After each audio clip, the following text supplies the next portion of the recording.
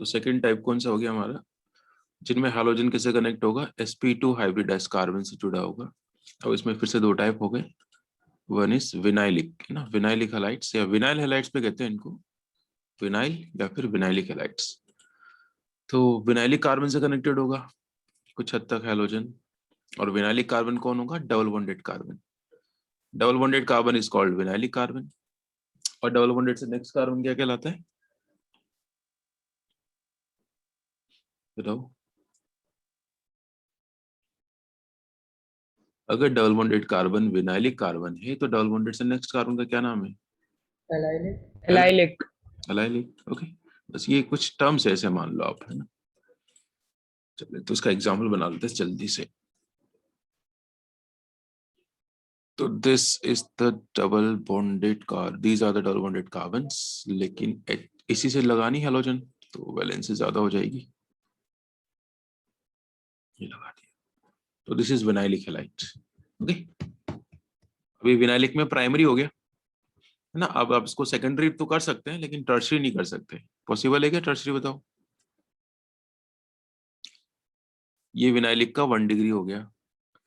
अगर आपसे कहे कि विनाइलिक का 2 डिग्री ड्रॉ करो तो 2 डिग्री तो आप ड्रॉ कर सकते हैं, है ना। It's secondary vinylic, but can't draw the 3 degree. 3 degree draw करने के लिए आपको एक कार्बन, एक मिथाइल ग्रुप और लगाना पड़ेगा, और फिर कार्बन की वैलेंसी 5 हो जाएगी।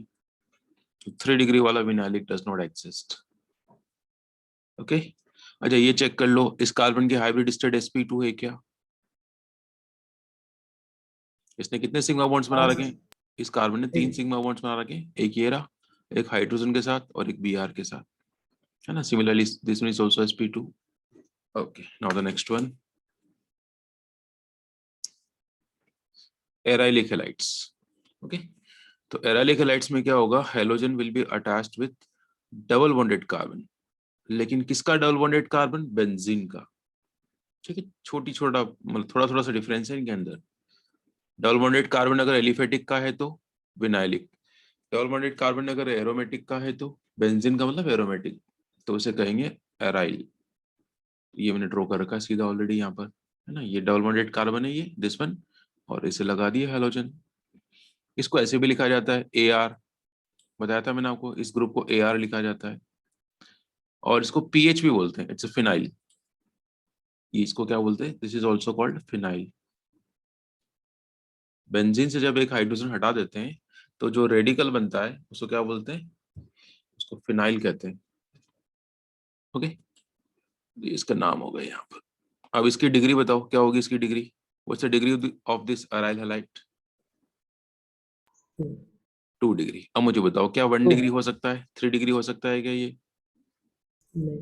ना तो आप इसको 2 डिग्री मतलब 1 डिग्री कर सकते हो, ना इसको 3 डिग्री कर सकते हैं। Okay, clear. अच्छा इस कार्बन के हाइब्रिड स्टेट भी चेक कर लो, इस वाले कार्बन की,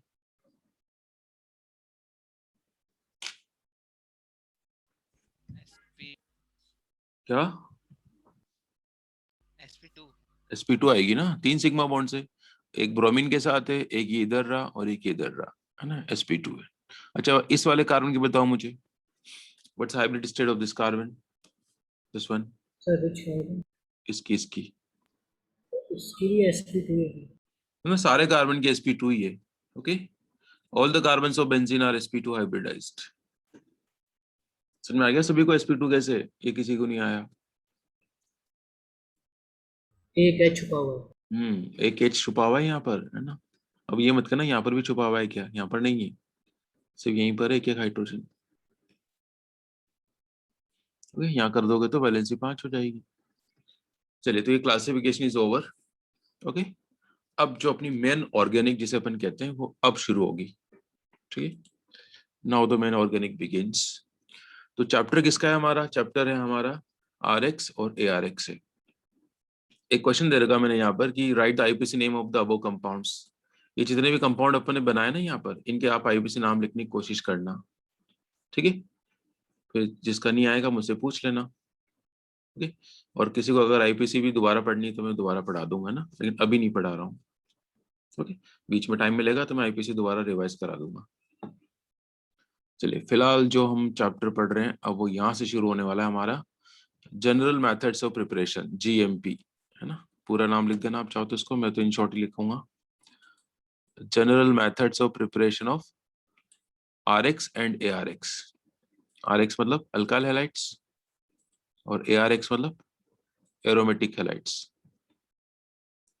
तो टोटल अपन को 10 मेथड्स ऑफ प्रिपरेशन है, तो ये 10 मेथड अपन पढ़ेंगे, है ना। शुरू की जो 5 मेथड है इसमें अपन को टाइम लगेगा, आगे की 5 मेथड में अपन को कुछ भी टाइम नहीं लगने वाला, और बहुत सारे बेसिक्स भी कवर करेंगे अपन इसके अंदर। तो ये 1 बाय 1 पढ़े अपन 10 के नाम, तो फिर बाद में लिख लेना आप, है ना। आप तो ये हेडिंग डाल दो, general methods of preparation of RX and ARX, general methods of preparation of RX and ARX. और सबसे पहले, है ना, 1 बाय 1 डिस्कस कर रहे हैं ना, ये तो बस ये पता चल जाए आपको कि टोटल कितनी पढ़नी है ना। पहले से डर बैठ जाए कितनी सारी पढ़नी है, इसलिए मैंने लिख दिया, ऐसा कोई पर्पस नहीं था मेरा। तो 1 बाय 1 डिस्कस करेंगे। And for the kind information, ये जो पहली वाली मेथड है ना, ये बिल्कुल लास्ट ईयर 10th क्या सॉरी 11th क्लास में थी। वो एराइलिक हैलाइड नोट करना है। हम्म एराइलिक हम्म क्या कुछ पूछना है इसके बारे में? नहीं सर, नोट करना है। अच्छा, नोट नहीं करा, करो। Yes sir. हाँ, तो मैं ये कह रहा था कि जो पहली मेथड अपन पढ़ने वाले हैं ना, यहाँ पर ये 12th की एनसीईआरटी में सिर्फ एक लाइन या 2 लाइन लिख रखी होगी। और क्या लिख दिया 12th की एनसीईआरटी में इन्होंने? Chapter 13 class 11। तो इसका मतलब क्या होता है कि ये पूरी की पूरी आपको डिटेल पढ़ना है इसका 11th क्लास से। तो मैं यहाँ पर पूरा सब कुछ पढ़ा रहा हूँ जो 11th क्लास के अंदर था, ठीक है। ध्यान रहेगी बात। तो इस तरीके से हाइड्रोकार्बन चैप्टर पूरा ही काम आएगा आपके। 12th में लिखा सिर्फ इतना सा लिख देंगे, वो चैप्टर 13 क्लास 11, और वो हमें पूरा पढ़ना पड़ेगा। तो जहां जहां जो जो रिएक्शंस काम आएगी वो पूरा डिटेल पढ़ाऊंगा उसका, ओके। तो वेरी फर्स्ट इज, कौन सी मेथड है? देखो 12th में ये कहाँ था, 12th में यह था एल्केन की प्रॉपर्टीज, प्रॉपर्टीज ऑफ एल्केन थी, चैप्टर था एल्केन्स का। आज अपन कहाँ पढ़ रहे हैं इसको, प्रिपरेशन ऑफ हेलो एल्केन्स। तो with the help of alkanes we are able to prepare halo alkanes, alkyl halides. इसलिए इस मेथड को यहाँ पढ़ा जा रहा है। हेडिंग डाल दी सबसे पहले, by the halogenation of alkanes, alkanes के हेलोजिनेशन से। हेलोजिनेशन का सिंपल सा मतलब क्या होता है? Substitution of hydrogen with halogen, H हटाओ और हेलोजन लगाओ, ओके। अब इसके लिए कुछ कंडीशन तो चाहिए ना, ऐसे थोड़ी कि आप हेलोजन लेके गए और इजीली एच आर सब्स्टिट्यूटेड। कुछ कंडीशंस होगी तभी एच हटेगा, है ना। There is a strong bond between carbon and hydrogen, तो उस बॉन्ड को हटाना है आपको और उसकी जगह हेलोजन लगाना है। तो उसमें क्या कंडीशन चाहिए कि this reaction occurs in presence of sunlight, sunlight is necessary. क्या सिंबल होता है सनलाइट का? कोई सिंबल होता है क्या लाइट का? एच न्यू, एच न्यू होता है ना, ये फोटोन, ये भी बताने वाला हूँ मैं थोड़ी देर में। और we can also take the UV light, ultraviolet, या फिर आप हाई टेम्परेचर ले सकते हैं अराउंड 550 केल्विन। तो अगर आपने इन तीनों में से कोई भी कंडीशन मेंटेन करी तो क्या होगा, एल्केन की हाइड्रोजन सब्स्टिट्यूट हो जाएगी हेलोजन से। एक वर्ड मैं यूज करूंगा, करेस्पॉन्डिंग। करेस्पॉन्डिंग वर्ड का मतलब होता है जितने कार्बन रिएक्टेंट्स में होंगे उतने ही कार्बन प्रोडक्ट में होंगे।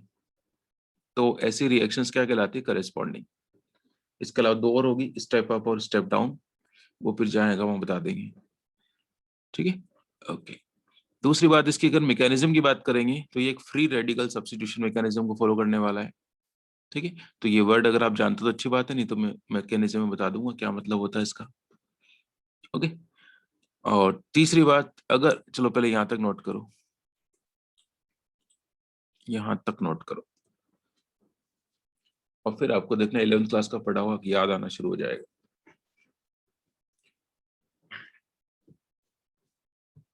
ये लैंग्वेज नोट कर लो, फिर मैं रिएक्शन से समझा रहा हूँ, इसमें काम आएगा वो रेडिकल्स बनाने वाला पॉइंट्स।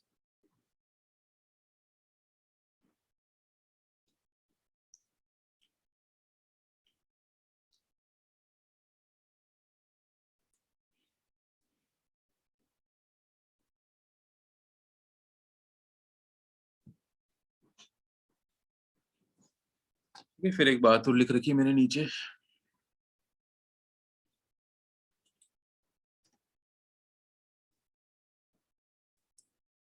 कि अगर हमने हेलोजन को एक्सेस अमाउंट में ले लिया तो हमें क्या क्या मिलने वाला है, mono, di, tri, tetra substituted halo alkanes, halo alkanes, halo ALK, halo alkanes. Spelling गलत लिखी है मैंने हेलो की, अच्छा हेलो एल्केन्स। ये लिख लो, फिर मैं एक्सप्लेन कर रहा हूँ बस अब सब कुछ।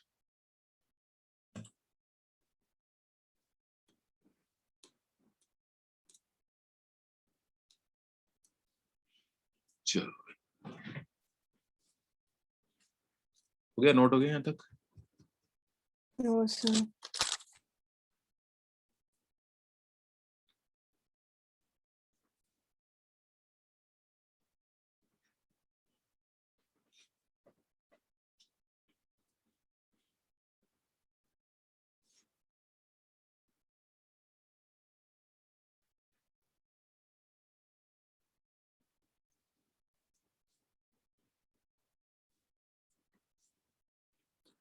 चलो अब समझो, फिर बाद में नोट कर लेना। ये देखो, सबसे सिंपलेस्ट अल्केन कौन सी ले ली हमने, मीथेन। किससे करवा रहे हैं अपन रिएक्शन, हम करा रहे हैं रिएक्शन क्लोरीन से करा रहे हैं, है ना। क्लोरीन हमने एक्सेस अमाउंट में लिए, वहां नीचे लिखा हुआ आ जाएगा एग्जाम में एक्सेस अमाउंट। ओके, सनलाइट की प्रेजेंस में करा लें या यूवी लाइट, वटेवर।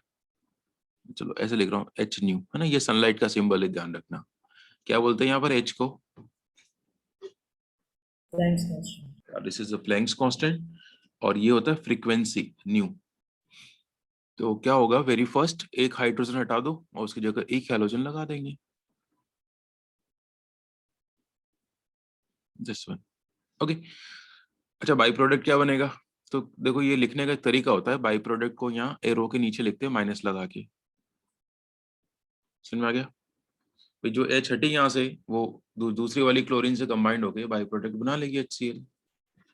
इसको कहते हैं mono product, mono chloro product या mono halogenated product. It contain only one halogen, तो उसके नाम आता है mono chloro product. Now we have chlorine in large amount, तो ये क्लोरीन बहुत सारी है ना, तो ये फर्दर इससे रिएक्शन कर लेगी। तो देखो क्या होगा, इसकी रिएक्शन दोबारा किससे होने जा रही है, क्लोरीन से। तो one more hydrogen will be substituted, तो what shall we get, CH2 Cl2, ये मिलेगा। और बाई प्रोडक्ट फिर से क्या होगा, HCl। इसे कहते हैं डाई क्लोरो प्रोडक्ट या di halogenated compound. Okay, now we have more, बहुत सारी क्लोरीन है, फिर से रिएक्शन करने वाली क्लोरीन। वन मोर हाइड्रोजन, एक और H हटा दें यहाँ से, तो we will get this one CHCl3। ये याद आ रहा है, CHCl3 कल कल नाम इसका कॉमन नेम आया था, Chloroform. It's chloroform. किस काम आता है chloroform, what's the purpose of chloroform, एक जनरल साइंस का क्वेश्चन।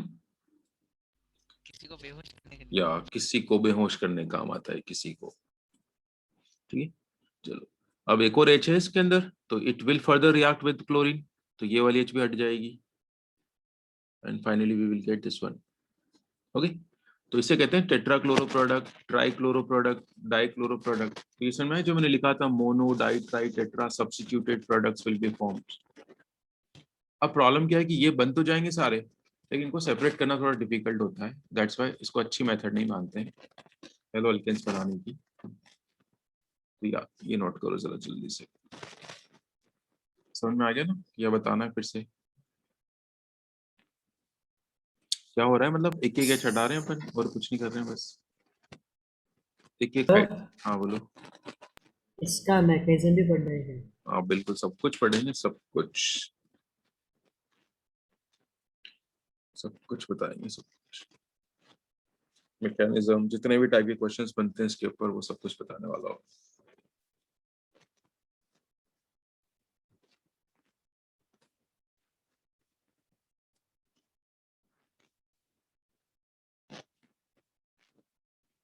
ठीक है, अब तो यहाँ की रिएक्शन स्टॉप हो जाएगी, बोलो। क्यों होगी स्टॉप? क्योंकि सारी हाइड्रोजन हट गई इसकी, तो all the hydrogen are substituted.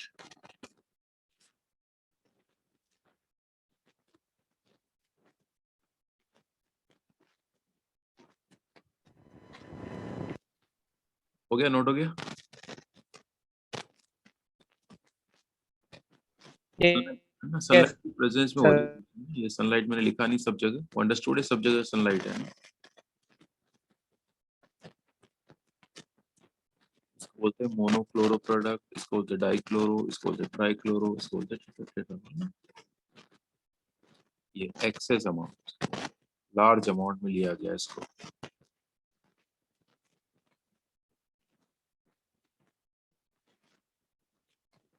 अब आप चाहते हैं कि रिएक्शन यहीं पर रुक जाए, मोनो पर रुक जाए, है ना। We do not want this di tri tetra products. हम तो चाहते हैं रिएक्शन यहीं पर आके स्टॉप हो जाए, मोनो पर।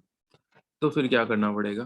तो इन दैट केस ये जो हेलोजन आप एक्सेस अमाउंट में ले एक्सेस रहे का थे, मतलब इसको नहीं लेंगे एक्सेस अमाउंट में। किसको लेंगे एक्सेस अमाउंट में? हाइड्रोकार्बन को एक्सेस अमाउंट में लेंगे। ये अपना नया पॉइंट है, और अब यहाँ से बहुत सारे अच्छे क्वेश्चंस बनने वाले हैं, तो ये लिख लो फिर। If halogen is taken in large amount, sorry, is not taken, क्या लिखा है मैंने? Not. If halogen is not taken in excess amount, then mainly monohaloalkane is formed.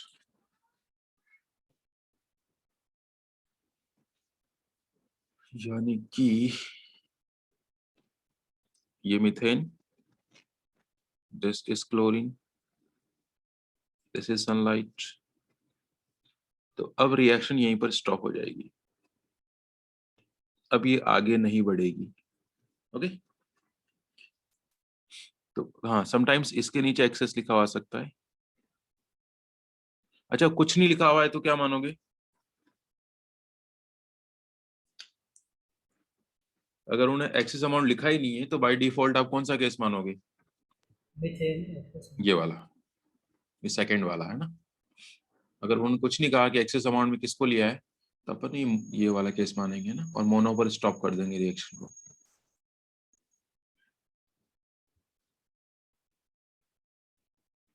चलिए, अब अच्छे अच्छे क्वेश्चंस की तरफ अपन कदम बढ़ा रहे हैं। ठीक है, तो मैं अब अपन को अगर रेडिकल्स का आइडिया है तो ये क्वेश्चन आपके लिए है। This question is for you people if you have idea of radicals. देखो, क्वेश्चन इस तरीके से फ्रेम होगा ना। अब ऑर्गेनिक में क्या होगा, मैं क्वेश्चन साथ साथ ही कराऊंगा, है ना। तो सबसे पहले क्वेश्चन किस टाइप का बनता है? इस टाइप का बनता है। हाउ मेनी, मतलब नंबर पूछेगा आपसे वो। How many monochloroalkanes are formed by the photochlorination. अब देखो, इस ये नया वर्ड आ गया आपके लिए। फोटो का मतलब क्या होता है? लाइट, है ना। मतलब इसी बात को घुमा के बोल दिया। एक तो वैसे बोलते हैं कि सनलाइट के प्रेजेंस पर रिएक्शन करा रहे हैं, इसको ने एक नया वर्ड यूज कर लिया, फोटोक्लोरिनेशन, मतलब reaction with chlorine in presence of sunlight. Okay, तो बताओ कितने बनेंगे, हाउ मेनी। तो मीथेन से कितने बन रहे थे? 1, है ना। तो इन्होंने पहला क्वेश्चन पूछा इथेन से कितने बनेंगे, प्रोपेन से कितने बनेंगे, फलाना से कितने बनेंगे। तो एक एक करके मैं आपको इनके आंसर बताऊं, ठीक है। तो मैं बताऊं, सबसे पहले किसका आंसर बताऊं आपको? इथेन का बताऊं? Yes, sir. देखो जरा, इथेन का क्लोरीनेशन कराने जा रहे हैं आप। This is ethane. तो देखो, मैं जो बोल रहा था ना आपको रेडिकल्स की इंपॉर्टेंस, वो देखो यहाँ समझाता हूँ मैं आपको, है ना। अगर आपको ये पता है कि इथेन के कितने रेडिकल्स बनेंगे, रेडिकल्स का मतलब एच हटानी है, तो एक बार यहाँ से एच हटा लो, तो we will get this radical. अब आप ये वाली एच नहीं हटा सकते, अगर आप हटाओगे तो ये सेम होगा, है ना, दिस टू आर सेम। तो क्या आंसर होगा कि how many radicals it possess? It has only 1 radical. Okay, तो देखो, रेडिकल बनाने में अपन वैलेंसी को फ्री छोड़ देते हैं, और आज अपन यहाँ पर क्या करने वाले हैं, इस पर फ्री वैलेंसी पर क्या अटैच कर देंगे? हेलोजन। क्लोरीन। बस ये इंपॉर्टेंस है रेडिकल्स की। यस, तो इसके रिएक्शन करा रहे हैं अपन क्लोरीन से, सनलाइट। तो कितने प्रोडक्ट्स बनेंगे? 1 और 2? 1 ही एक ही बनेगा, बनेगा। है ना। तो क्योंकि इसका एक रेडिकल पॉसिबल है, तो प्रोडक्ट भी एक ही पॉसिबल है, तो आंसर इज 1। इथेन का आंसर क्या हो जाएगा 1। ओके, चलो ऐसे प्रोपेन का करें। तो देखो मिथाइल साइक्लोहेक्सेन का एक बार बता दीजिए। इसका बताऊं सीधे ही। चलो मैं मिथाइल साइक्लोहेक्सेन, एक प्रोपेन का और बताने दो चलो मुझे पहले, ठीक है, प्रोपेन का और बता देता हूं।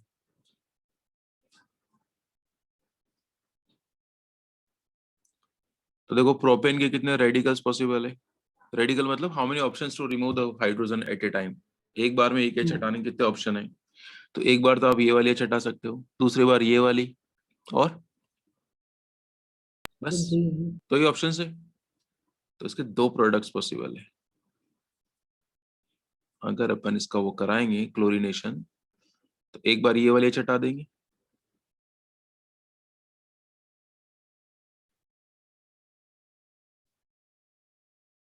तो एक रेडिकल तो ये पॉसिबल था इसका, तो एक प्रोडक्ट ये हो गया। दूसरा क्या ऑप्शन है, सेंटर वाले कार्बन से एच हटा दी ये वाली। ओके, अब यहां से नहीं हटाएंगे क्योंकि ये और ये सेम है। ओके, तो आंसर इज 2। कितने बनेंगे 2। अब ये मत कहना कि यहाँ तो एक ही मॉलिक्यूल था फिर यहाँ 2 कैसे हो गए, ऐसा नहीं होता कभी भी। इट्स नॉट 1 मॉलिक्यूल, इट्स 1 मोल। और 1 मोल का मतलब कितने सारे मॉलिक्यूल, आप समझ गए। अगर ये 100 भी मॉलिक्यूल है तो 100 में से है ना कुछ पर ऐसा होने वाला है, कुछ पर ऐसा होने वाला है, ठीक है। दोनों में से एक ज्यादा बनेगा एक कम बनेगा, वो भी अपन को पढ़ना है, और वो अपना अगला टॉपिक होगा। तो इस तरीके से ये कितने पार्ट दे दिए मैंने क्वेश्चंस में, 1 2 3 4 5 6 7 8, 8 क्वेश्चंस दे दिए मैंने आपको एक तरीके से।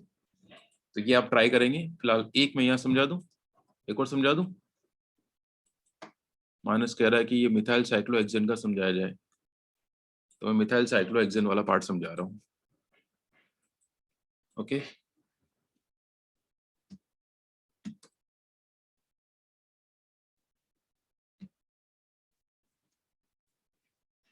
ओके, तो ये फर्स्ट पार्ट का सॉल्यूशन था, ये था कौन, प्रोपेन। सेकंड पार्ट अब मैं किसका समझा रहा हूँ, मिथाइल साइक्लोहेक्सेन।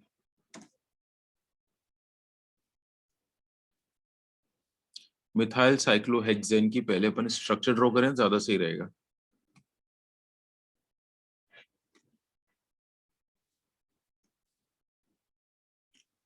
कौन सा पार्ट था ये, 8 था क्या।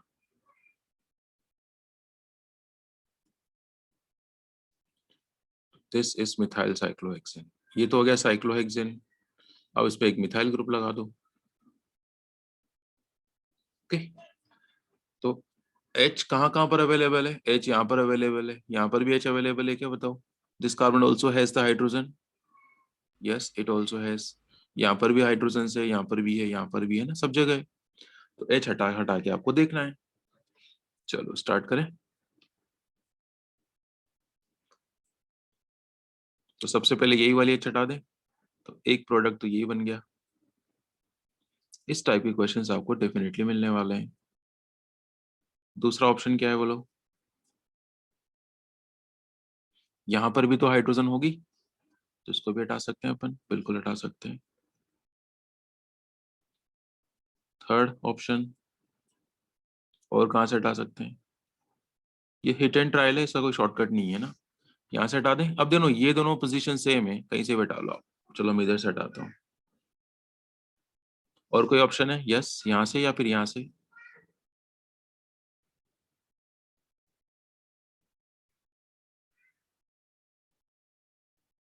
और कोई ऑप्शन है क्या, बताओ। और कोई ऑप्शन अवेलेबल है, यस बॉटम वाले से हटा सकते हैं। अब देखो सारे कंपाउंड्स अलग अलग है, इनमें से कोई सेम नहीं है, तो इसका आंसर क्या होगा, 1 2 3 4 5। Answer is 5। क्या आंसर इसका, पूछा ना हाउ मेनी, तो आंसर होगा 5। क्लियर हुआ हो तो मुझे बताओ।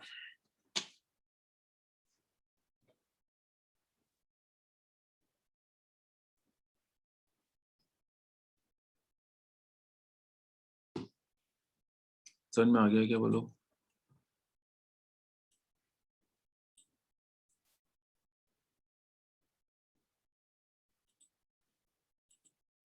ओके, तो ये वाले पार्ट्स आप करोगे, तो ये नोट कर लो, क्वेश्चन तो नोट ही कर लो कम से कम, है ना। किस किस से करने हैं आपको, ये नोट कर लो, फिर इनके आंसर अपन कल डिस्कस कर लेंगे। क्वेश्चन नोट कर लो चलिए पहले। सर। हाँ, नोट कर लिया था वैसे ये, वैसे क्या बोल रहे हैं, आवाज नहीं आ रही यार।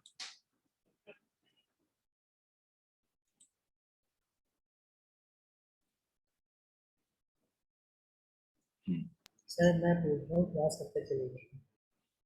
क्लास चलेगी 2 मिनट और। ठीक है सर। सर क्वेश्चन दिखा दो। हाँ, क्वेश्चन देख लो।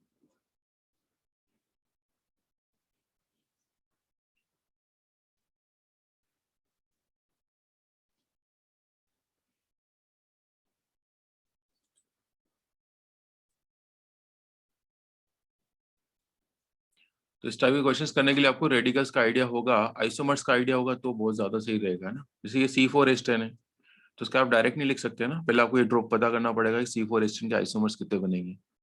जैसे C5H12 है, पहले इसका आइसोमर्स बनाएंगे, फिर हर आइसोमर के रेडिकल्स बनाएंगे। ठीक है, तो अगर आपको याद हो तो इसका आंसर होगा 8। याद है किसी को आइसोमर्स बनाना, हाँ सर। है ना। वो है ना, उस वीडियो में मैंने आइसोमर्स बनाना भी सिखा रखा है। क्या तरीका बताया था जैसे मैंने कि आइसोमर्स ब्यूटेन बनाने के का। दो थे। पहले एक स्ट्रेट चेन बनाओ, 1 2 3 4 5, फिर एक ब्रांच क्रिएट कर दो, फिर उस ब्रांच को शिफ्ट करो, तो इसमें तो शिफ्ट का ऑप्शन नहीं है फिलहाल। फिर एक कार्बन पे 2 ब्रांचेस लगा लो, 2 साइड चेन लगा लो, ऐसे। तो ये 3 तो इसका आइसोमर्स होंगे, फिर इनके रेडिकल्स बनाना आप एक एक हटा के। ठीक है, तो मैं ये चाहूंगा कि एक का स्टॉप लॉक करें, है ना। ये मैंने तो लास्ट में पढ़ा ही दिया था, और दूसरी बात ये रिकॉर्ड है क्लास, तो मैंने यूट्यूब पे डाल ही रखी है, तो वहां से कर लोगे तो ज्यादा सही रहेगा ना। ऑनलाइन पढ़ने का एक फायदा तो होता है वैसे, है ना। कौन सा फायदा होता है बताएगा कोई।